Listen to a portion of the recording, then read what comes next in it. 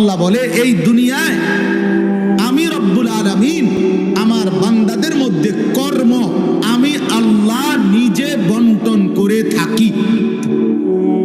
এটা কোরআনের আয়াত। আল্লাহ বলছে আমি বন্টন করি, আমি বন্টন করি, নাইলে কেউর পক্ষে সম্ভব না। আল্লাহ এই প্রখর রোদ্রের মধ্যে কেউ কাজ করে, প্রচন্ড আগুনের মধ্যে কেউ কাজ করে। সিমেন্ট ফ্যাক্টরিতে গিয়ে দেখেন, রড ফ্যাক্টরিতে গিয়ে দেখেন। আমি একবার চুন ফ্যাক্টরিতে গেছি, চুন বানায় যে, ওইখানে দেখছি ছাতক সিলেট, এই যে মানুষে পানের লগে চুন খায় যে, এটি আল্লাহু আকবার, আমার কাছে মনে হচ্ছে এটা জাহান্নামের টুকরা। আগুন কাকে বলে? এত তীব্র প্রখর আগুন। ওইখানে মনে করেন ওই বিল্ডিংটা আমার এখান থেকে মানে গরমের হাট লাগতেছে, আমি পারতেছি না আগাইতে, অথচ ওইখানে দাঁড়াইয়া দেখছি কর্মচারীরা বড় বড় লোহার আংটার মতো এগুলো দিয়ে দিয়া পাথরিগুলো লাড়তেছে, আরামসে হেতে কথাও কয়, তিড়েও লাড়ে, মানে অথচ আগুনটা কি আগুন, জাহান্নামের আগুনের, কিন্তু তার ধৈর্য কুলাইলো কেমন? আল্লাহ বলেন এটা আমি বন্টন করি, আমি এই দুনিয়ার কর্ম বন্টন করি, ফলে এই দুনিয়ার এই স্বাভাবিকতা ভারসাম্য টিকে আছে।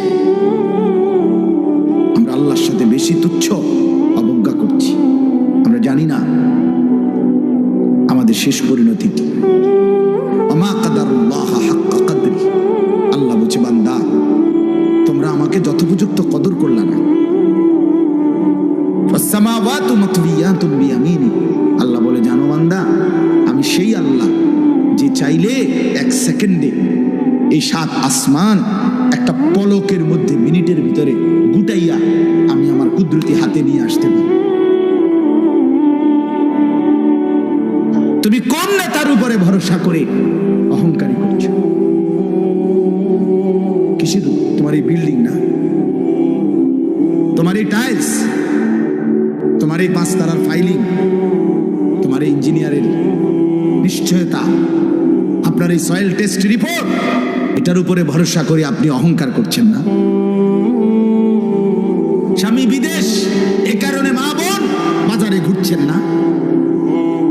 বাপ তোমাদের ছেলেরা, তোমাদের বাবা কিছু টাকা রোজগার করছে, এই কারণে জিন্দেগি এভাবে ফেলে দিলাম।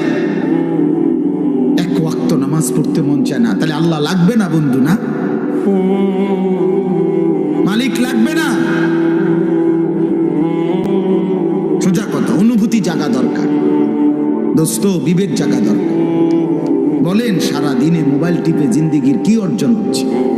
জীবনটা আমাদেরকে কি পরিমাণ হায়াতের সময় আমাদের নিচ্ছে। আহা যুবক, যদি বুঝতেই হবে বাপ, অচিরেই বুঝবেন, অচিরেই বুঝবেন। এই প্রযুক্তি আগে ছিল না, আগামী দিনে থাকবে না।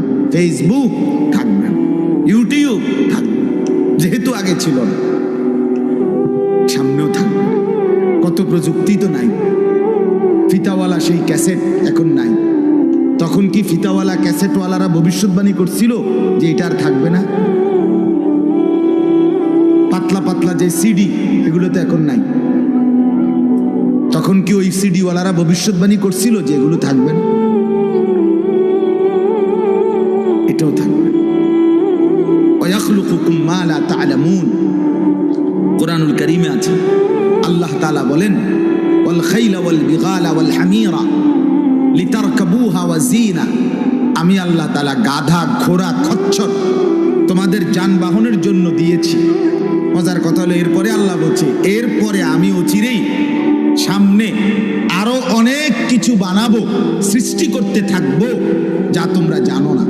মুফাসসিরিনে কেরাম বলে এই কথাটাই প্রমাণ করে কোরআনের যে পৃথিবীর কোনো আধুনিকতাই এখানে শেষ হবে না, এর চাইতে আবার আগে বাড়বে, আরো সামনে।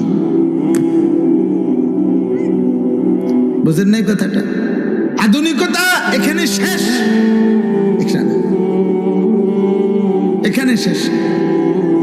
বরঞ্চ ইসরাফিলের ফু পর্যন্ত উৎকর্ষ আধুনিকতা বাড়বে, আরো আসবে, আরো আসবে, আরো আসবে। আর কি হইতে পারে আপনি দেখবেন। আমার তো মনে আছে প্রথম যেদিন আমারে প্রথম 2-4 বার শুনাইছিল যে মোবাইলের মধ্যে ছবি দেখা যায় বিদেশ থেকে কথা কইলে, যিনি কথা কইতেছে, আমি হাসি দিয়ে ওরে দূর বেটা বেউকুফ বেটা, কি কস না কস। কিন্তু পরে দেখলাম এটা একটা ডাইলবার। এখন তো এটা কোলের বাচ্চাও বোঝে তার আব্বুর ছবি দেখা যাইতেছে বিদেশ থেকে, ঠিক কি না বলে? এটা কি কেউ ভাবছিল তখন? ওয়াখলুকুকুম, আল্লাহ তাআলা বলেন তাদের জন্য সৃষ্টি করব, ও চিরেই করতে থাকবো। মুজারের সিগা, যেটা ইস্তেমরার বুঝায়, ধারাবাহিকতা বুঝায়। মা লা তা'লামুন, যা তোমরা জানো না আমি তৈরি করব। ওয়াল্লাহু ইয়ালামু আনতুম লা তা'লামুন, আল্লাহ বলে আমি জানি তোমরা জানো না। তোমরা জানো মানুষের কোনো আবিষ্কার, এটা মানুষের সত্তাগত আবিষ্কার নয়, বরং আল্লাহর ফয়সালা। এই জন্য আল্লাহ তাআলা যাকে দিয়ে যা করাবেন দুনিয়ায় তা আল্লাহই করাচ্ছেন। কসম খোদার, এটাই সত্য। এই বন্ধু বিশ্বাস করো, এটাই সত্য। এজন্য যে ট্রাক বানাইতে পারছে সে মোবাইল বানাইতে পারবে না।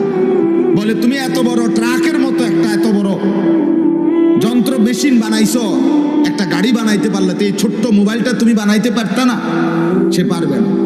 আল্লাহ তাআলার কুদরত এটা।